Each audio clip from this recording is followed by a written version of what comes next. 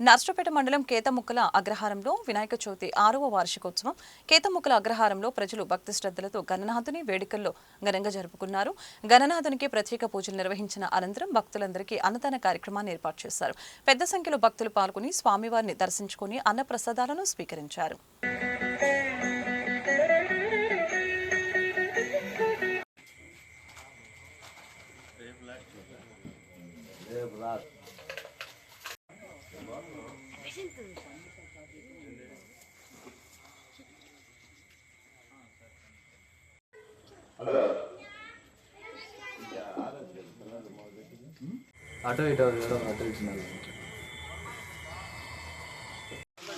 పూజా కార్యక్రమం మొదలవుతుంది కావున పూజ దేవాలయానికి రావాల్సిందిగా కోరుచున్నాం.